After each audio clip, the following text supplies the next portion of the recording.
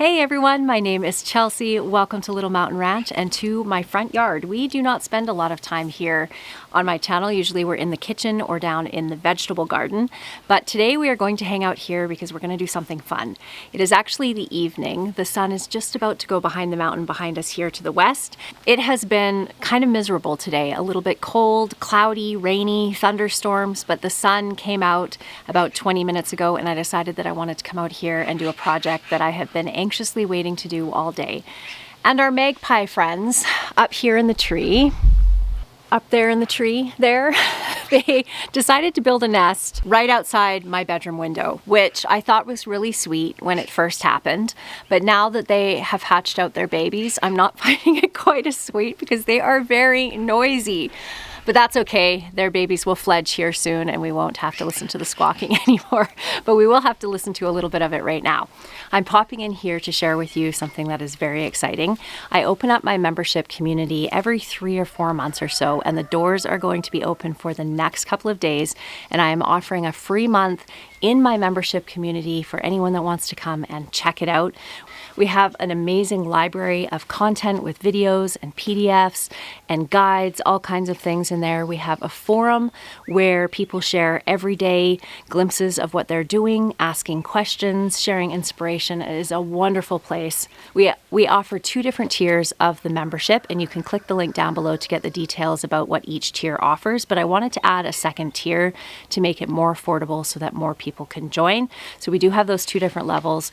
My favorite part of the membership, though, for sure, are our calls. So we have live Zoom calls, and the live Zoom call that many of you attended last week is kind of an example of what we offer in the membership as far as what our calls are like. They're fairly informal, although there is a ton of information. I speak on different subjects that people ask questions about. We also have Q&A that happens on those calls. The VIP level of our membership has 2 calls per week, and then the Essentials level of membership has a call every single month. And these calls are so much fun.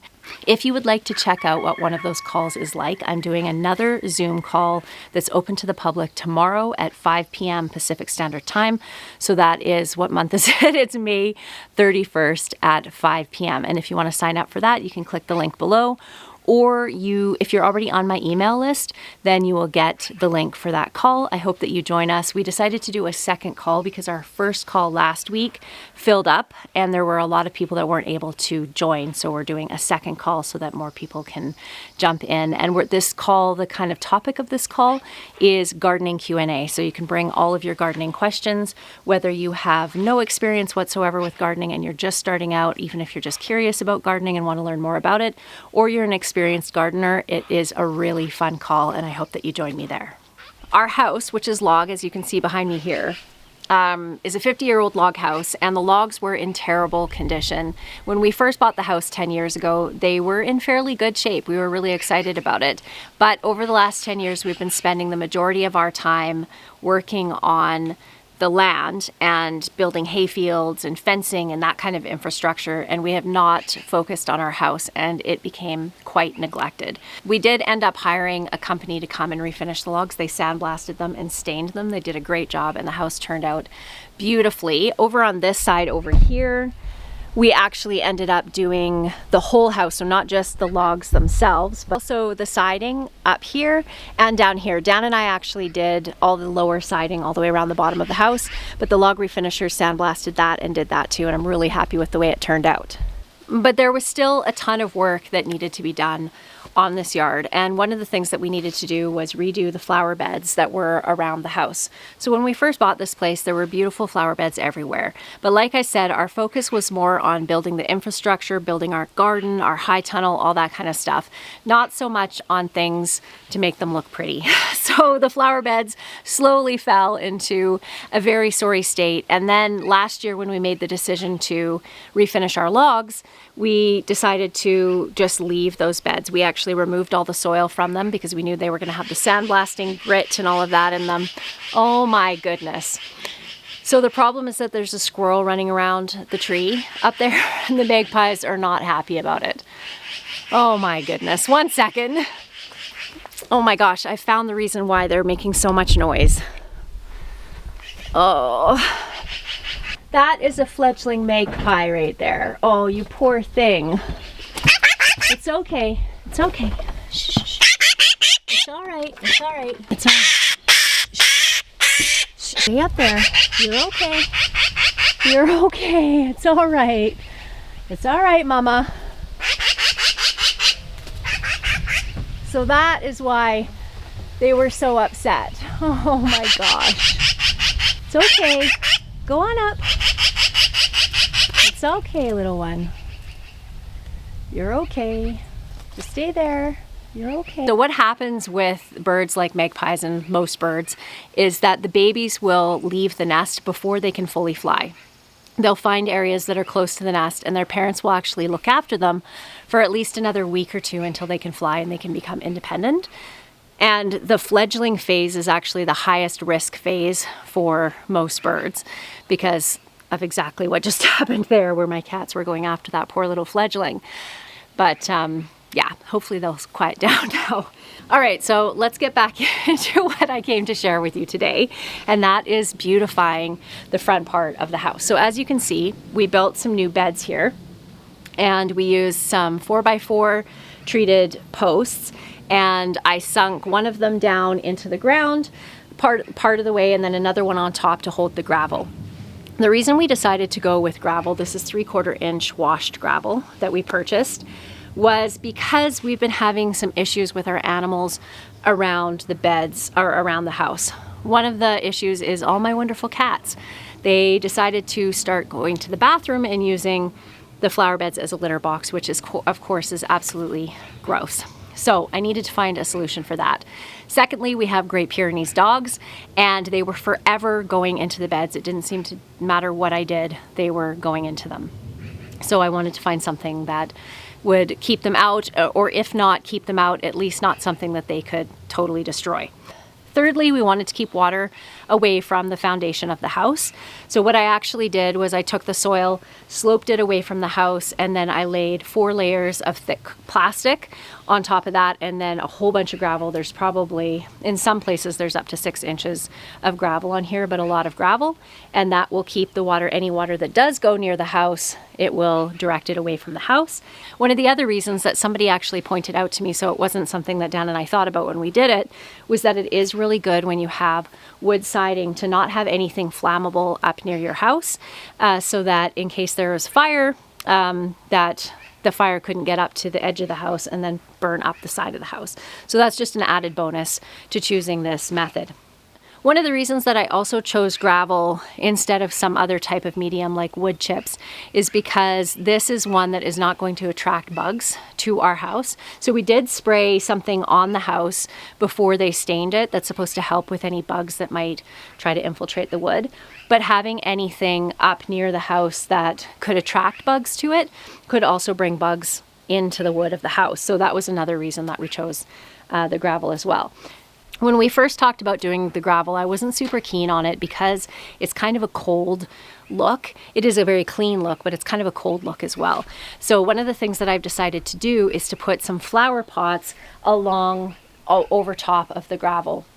Dan found these black wine barrel style planters for a really, really good price. These are usually really expensive, and I think he said they were something like $20 a piece. So we got a couple of these. And then around 3 weeks ago, we bought these other planters that you can see here, and that just turned out to be black as well. And so I've decided to do them where I have the small ones, and then over here you can see I have another large one there, and then another small one over here. I have some hanging baskets over here as well that I am going to be doing something with, and then I have these 2 hanging baskets that I've hung on the house. So I feel like those filled with beautiful flowers, and I did get some with a little bit of height to them, are going to soften up this area and make it look a little bit more beautiful, not quite as industrial looking as the gravel looks. It has grown on me though. I love how clean it is. So far my cats are completely not interested in using it as a litter box, thank goodness. That's one of the reasons why I went with the 3/4 gravel instead of pea gravel, because I felt like the pea gravel they could still want to scratch in it and use it as a litter box. But so far so good, and my dogs have shown 0 interest in going and laying in this gravel. However, if they did, I do have a plan I have some of these cute little garden fences here. Even though my dogs are obviously big enough to jump over these, I don't think that they would. I think that this would probably be enough of a deterrent to keep them out of this bed. And honestly, I think it looks kind of pretty. Obviously, I would do a better job than that, make sure that they were all even. But I do have these as a backup if I need them to keep the dogs hopefully out of this bed. They do have some long stakes, so they can be quite a bit higher. But if I were to do that, I would unfortunately have to put it on the other side of the wood, because I have plastic tucked in underneath and then actually underneath these boards all the way along, and I wouldn't want to poke holes in that because I don't want the weeds to come up into the gravel. Either way, that's just a backup in case I need it, which I hopefully will not. So now I wanted to show you all the beautiful flowers that I got at the nursery earlier today. I'm really happy with them. I have not actually done a lot of building my own planters before. Generally, if I'm going to have planters around, at least around the main part of my house, I buy pre-made hanging baskets like you can see there, or pre-made planters like this beautiful one here. But I decided that I wanted to design these myself. One of the things I have done in the past, though, that has worked really well is to buy inexpensive hanging baskets, bring them home and actually break apart all of the plants that are in them and kind of spread them out in larger planters like this, and they fill out beautifully and do quite well. But like I said, oh, mosquitoes are coming out now. Like I said, I wanted to do my own. So we have these ugly meters here, and they're right by the front entrance of my house, and I just hate them. But there's nothing really that I can do to them physically, obviously, because they're a property of BC Hydro. But what we did decide to do is cover them with these lattice frames. So Dan has built these frames. We had to order some more lattice to go over this one because what we had just wasn't working and wasn't enough. So these are easily removable in case we needed to access them. And then he's putting an opening in them so that the meter reader is still able to read the meters. We don't have smart meters out here, so we still have meter readers that come out here to read our meters. So that's the plan for that. My plan initially was to plant vines up this lattice, but one of our members, when I was sharing this in the membership community, her husband is an electrician, and oh my goodness, they're starting to be noisy again up there. Anyway, her husband's an electrician, and he did not recommend doing that because he said that these meters actually can give off a little bit of heat and dry out the vegetation on the vine, or the vines, and then could potentially cause a fire. So the chance of that happening is really, really slim. But because there is the risk of that, I just decided that I would plant planters with probably some type of little annual vine that would just grow around the bottom of it or something like that. I haven't decided exactly what I'm going to put there yet, but something that's not going to climb up and actually cover these meters and potentially cause a fire hazard. So what I've decided to do here, instead of planting what I was thinking of doing was like a honeysuckle or clematis or something like that, is to do just planters at the bottom with plants, and maybe with some little annual vines that would climb over just like around the bottom part, but not actually climb up and weave their way in through the meters themselves. So that probably seems like common sense, but it didn't really occur to me when I was thinking of putting a vine over these.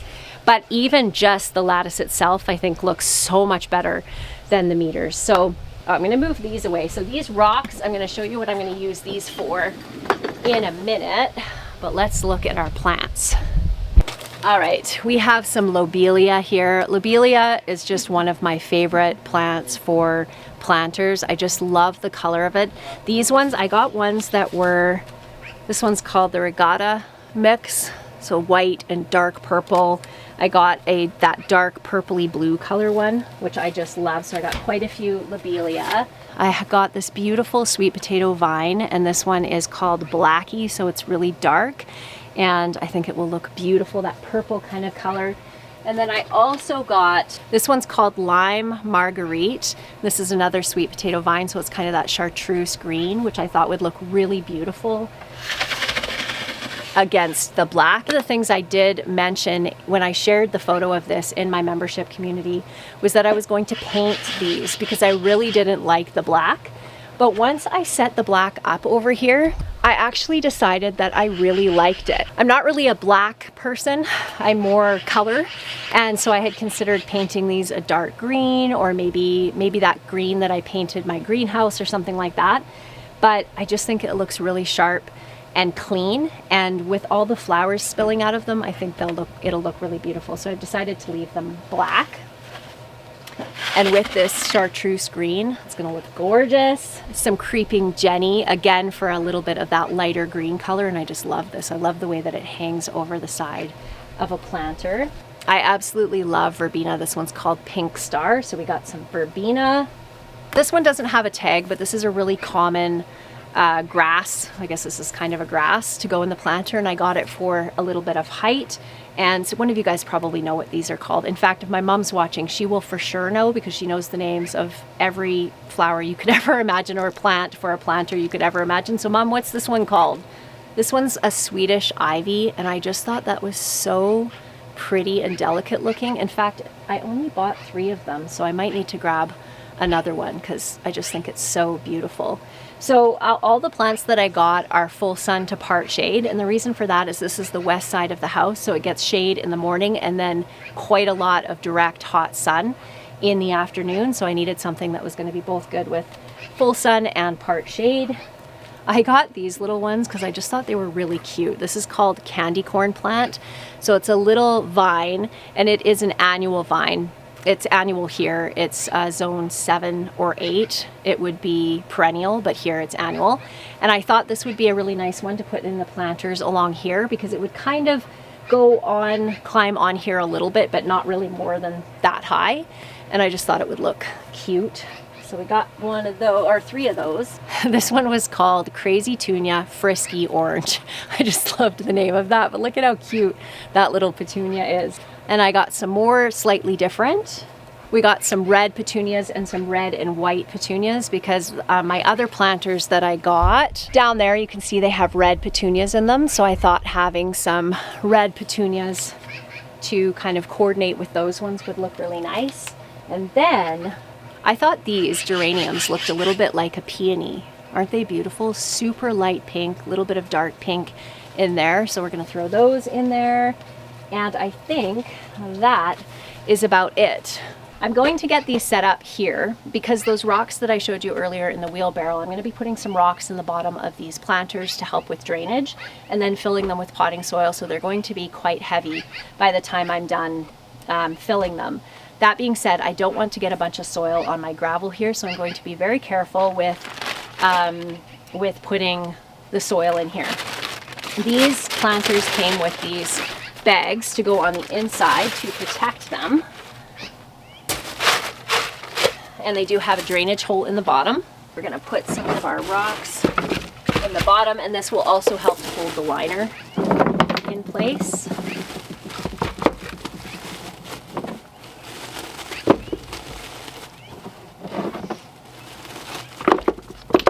Putting some rocks or gravel around the bottom just to help with the drainage so that the holes don't get plugged with compacted soil can really be helpful. Okay, this is Sunshine Mix number 4, Sunshine Mix. Normally I use Sungrow, and I just found out when I flipped this over that Sunshine Mix is actually owned by Sungrow. Anyway, so we are going to, as carefully as we possibly can. Whoa, there is now a squirrel harassing the magpies up there. I wonder what he's after. Okay, you know what I think I'm gonna do, because I really don't want to get this soil in that gravel. Move this over here. So I'm just gonna use a bucket, because I don't mind getting the soil on the grass. The grass is kind of patchy here from all the work we were doing anyway. And then I can dump this into our planter.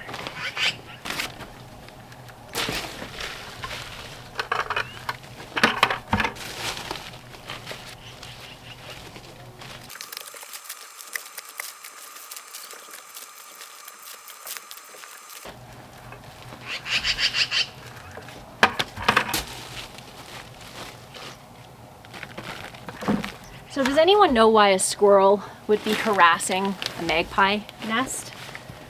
Because that little squirrel up there is just harassing those poor magpies.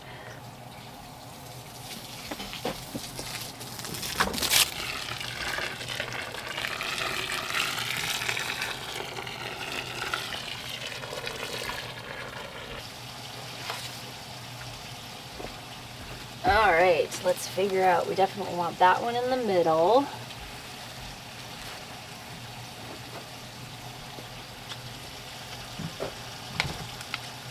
We want lobelia. I'm only going to be able to do one of these because the sun is really going down quite fast, but we'll do the rest in the morning together.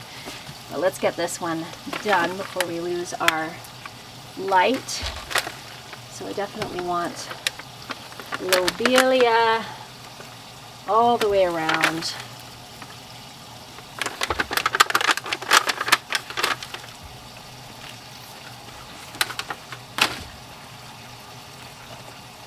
I'm not sure where I'm going to put that one. Maybe I could put these kind of side by side like that. We'll wait and see. Now some of our red petunias.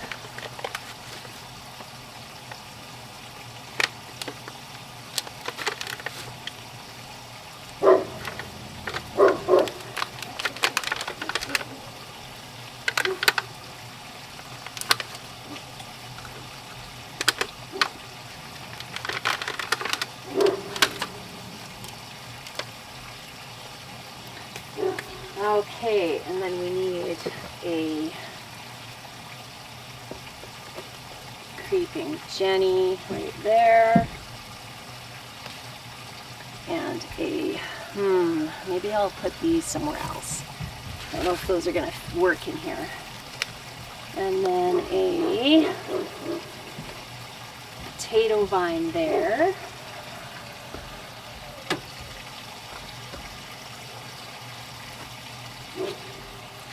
I know, I'll put these ones because there's a little bit of height in front of the lattice in one of the smaller planters. That's where I'll put those. And then, let's put this one over here. So that's probably going to fill this out nicely. So let's just put all this in and see what we end up with.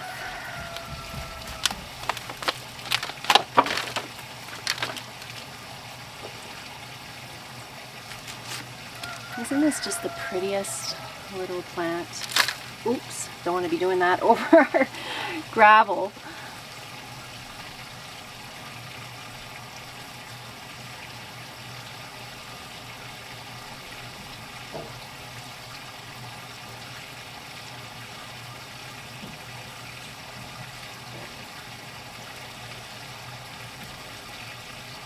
I'll make sure I bring you guys back in a few weeks and show you what these look like all done up. Whew, I'm not going to be able to stay out here for very long either way because the mosquitoes are coming out.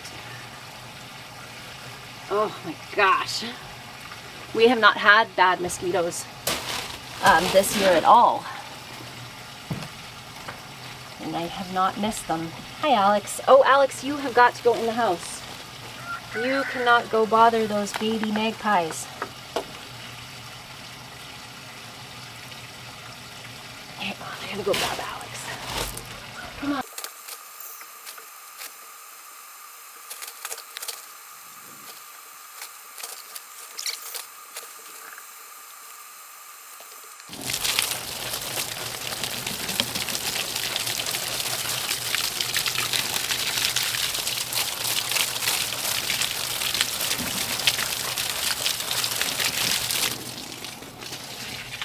I definitely think adding the chartreuse in there, it was a good move because when that's spilling over the side, it's going to add just some vibrancy to these darker planters. And I think that's going to look gorgeous. I'm really happy with that.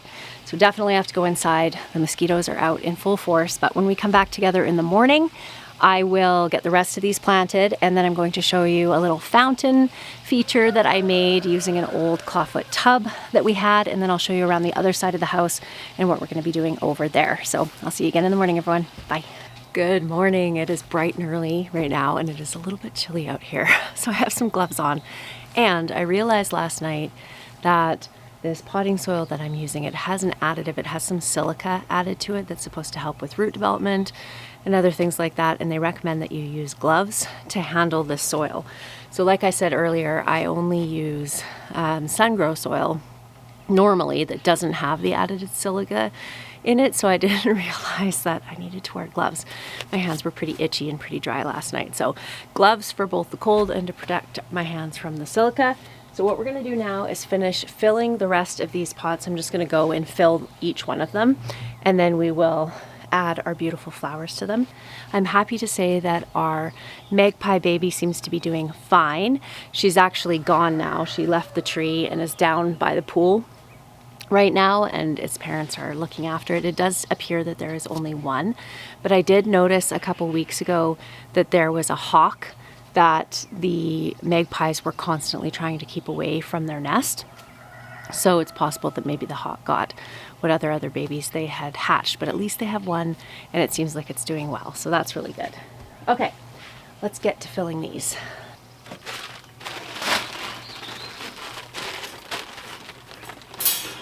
What do you guys think of the little fence? I think it looks really cute, and I'm tempted to potentially use it regardless of the animals, but just decorative. So yeah, what do you think? But definitely on the outside though of this. So it would be up like that, not on the inside.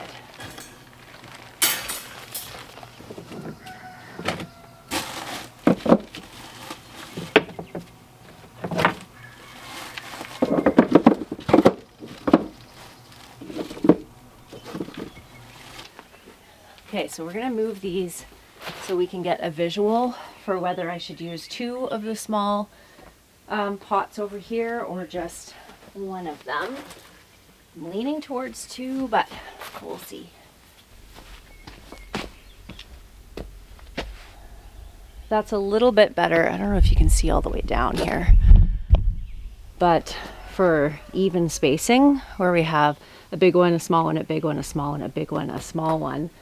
And then this one is unfortunately a small one. They only had 3 of the large ones available, and they were kind of sold out after that point, so we weren't able to order in any other ones. Otherwise, I would have gone a big one right here, although actually now that I'm looking at it, it might not have fit. But I feel like this maybe could go over a little bit more here.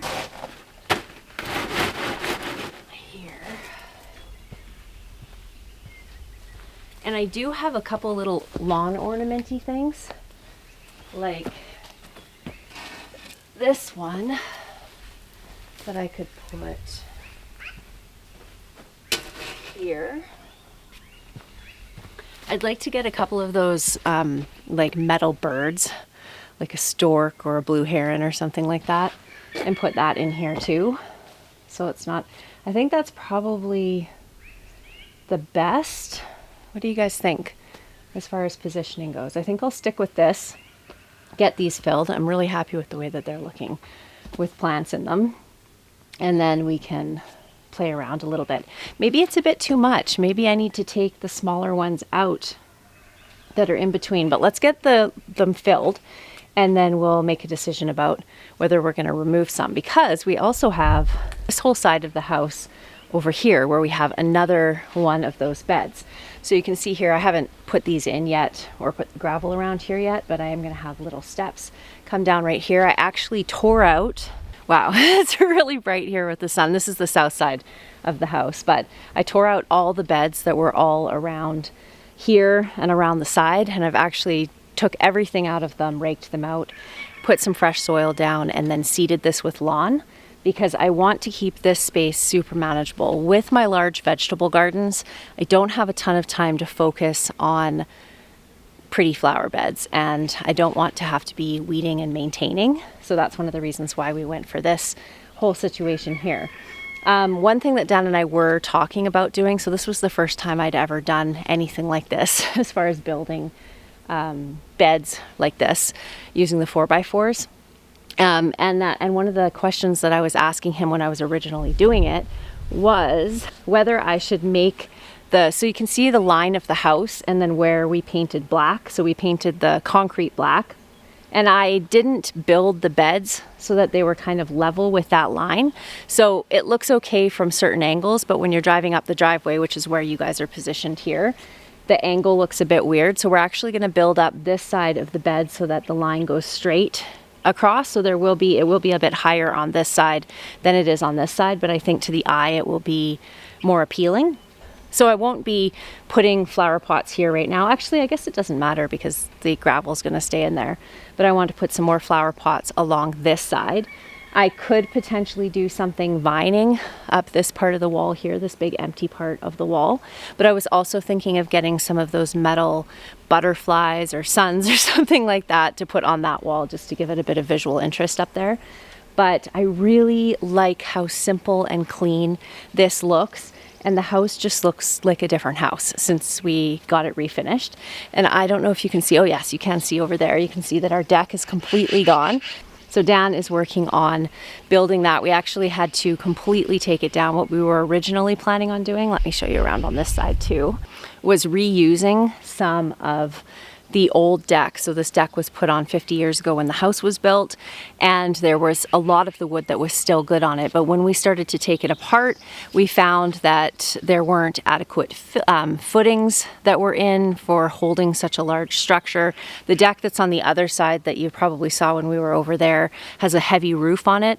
So we're actually putting in entirely new footings all the way around the whole thing, which meant we had to take the entire deck down. The reason that board is just on an angle there is Dan was just positioning it to figure out the cut lines and stuff he needed to do, so it's not obviously attached. We're going to make sure that the deck is straight.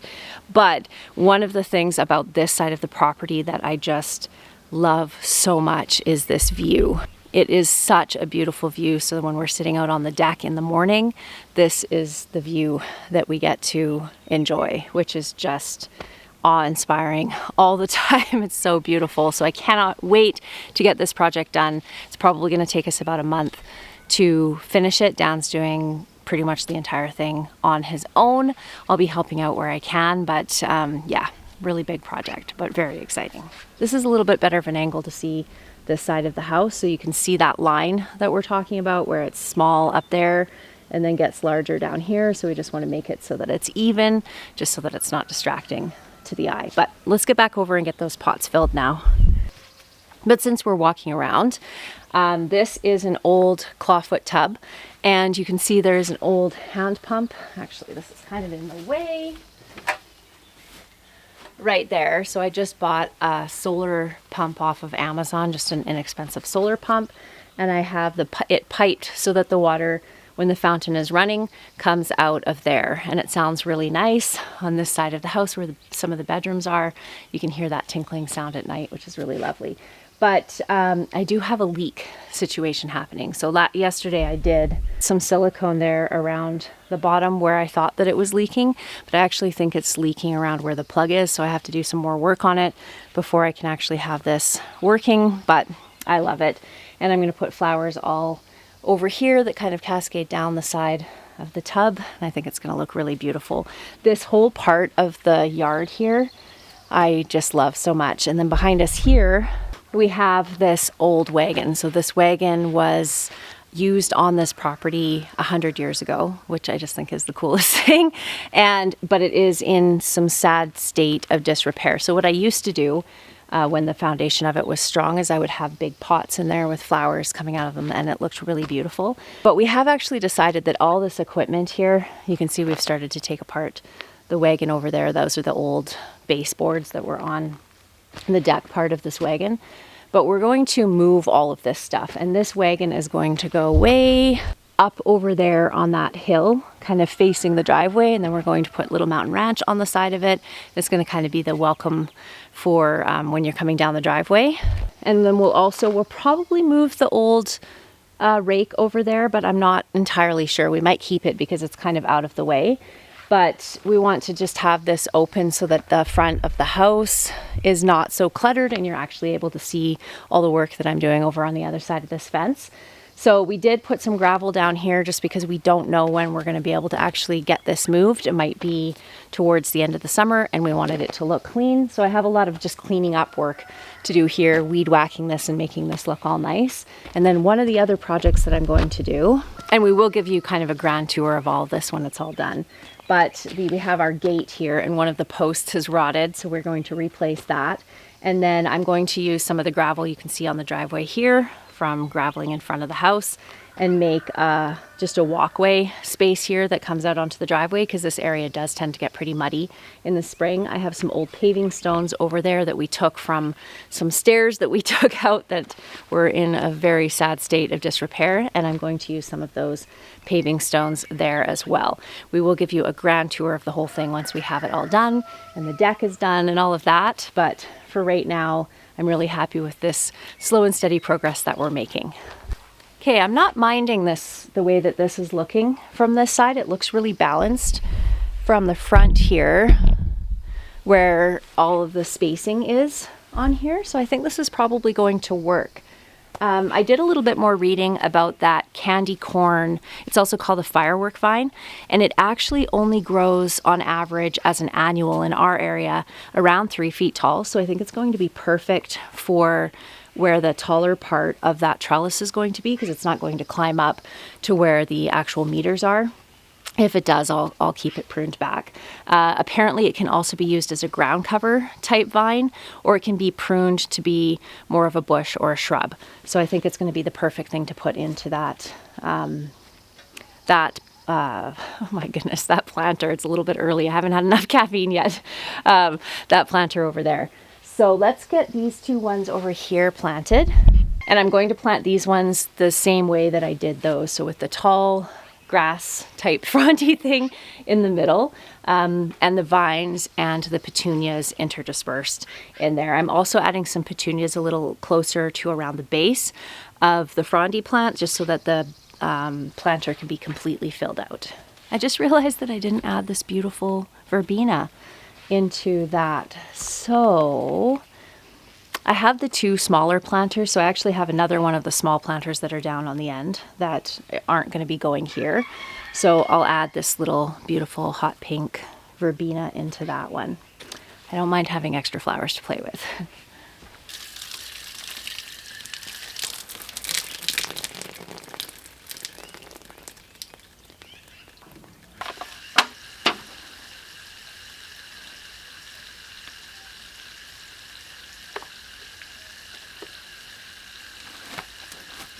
I'm repositioning the vines, so I'm putting the black potato vine in the front here, so I'm going to go move it around there because I had put it on the side.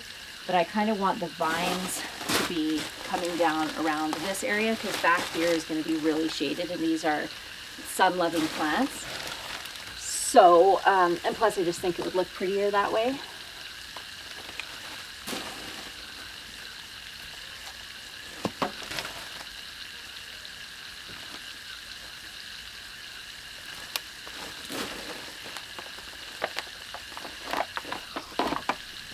I talk about this all the time, but I always save all of my containers for planting in fall and spring.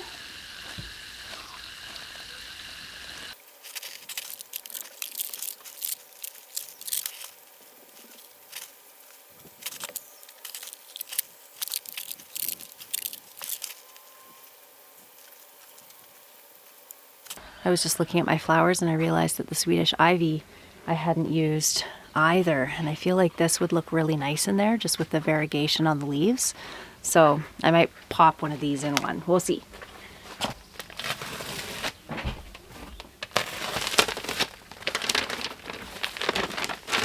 So even though this looks super plain right now, those petunias in the front are going to fill out the front, and then the vines in the back are going to fill out the back. So I think I'm going to leave it empty like that, even though that's hard for me to do because I want to fill it right up. But we'll give that one a water, and then we'll fill this one. I may put my begonia in there.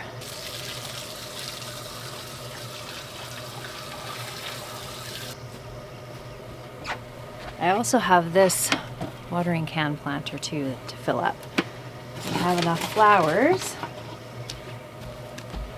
Put the begonia in here, but it's not going to really fill it out the way that I want. So we'll just set that one aside. And I'll figure out what I want to do with that one later. But let's top this with some fresh potting soil. We'll definitely want to put one of these little guys in there.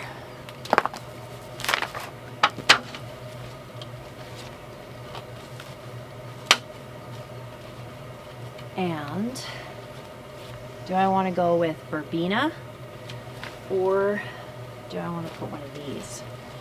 One of these, definitely.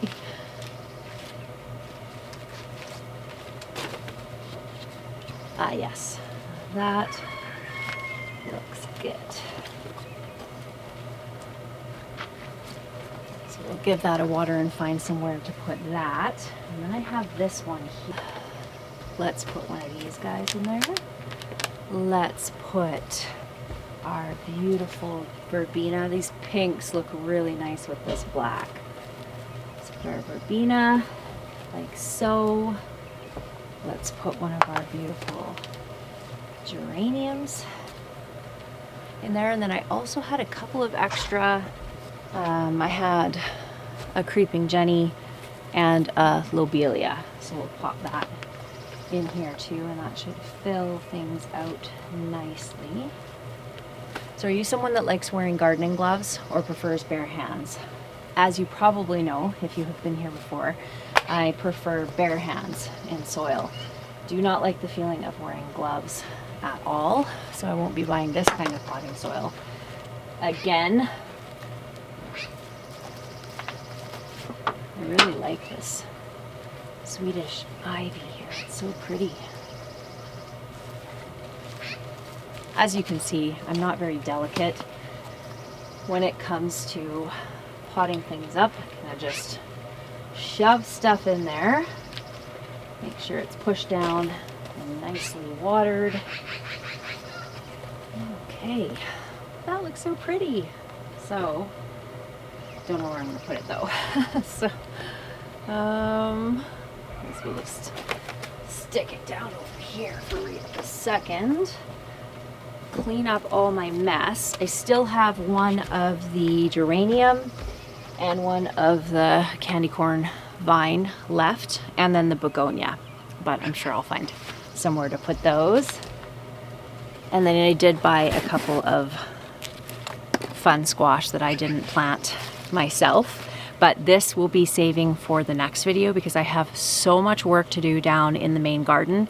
My main garden has been sorely neglected over the last couple of weeks. It has been pedal to the metal busy here. So next time we're together, we're gonna be hanging out in the garden and getting all these planted. So I just turned the fountain on here. You can see all the pink petals in there from the ornamental crabapple that's right above here. But I am happy with the way that turned out. So I just have to figure out my leak issue so that I cannot have it leak out. I would like to put some water plants in here and maybe a goldfish or something, but we'll see. Either way, I think it looks really pretty. I am super happy with the way that this is all looking. I feel like it looks so clean and just pretty. And once these are full of flowers and the flowers are hanging down the sides of the planters, I think it's going to look just gorgeous. And one of my favorite pieces of this whole entire thing is the fact that it just looks so clean and tidy, and I'm hopeful that it's going to be quite low maintenance. Like I said at the beginning, I did use 4 layers of plastic, quite thick plastic underneath this, and then we put up to 6 inches of gravel on top of that. So I'm really hopeful that the maintenance as far as pulling stray weeds and things like that out of it is going to be relatively low, but we'll have to wait and see on that. I will bring you back in probably about 4 weeks and show you this when it is all filled out and looking beautiful. And if you would like to check out my membership community, I really recommend you do. If the content that I share here is something that you enjoy, if you're into gardening, preserving, all that fun stuff, then come and check it out. No obligation for a month. You can just unsubscribe at the end of that month if it is not a good fit for you. Although I hope that you will really enjoy it and stick around longer than that. I look forward to seeing you next time, everyone. Bye.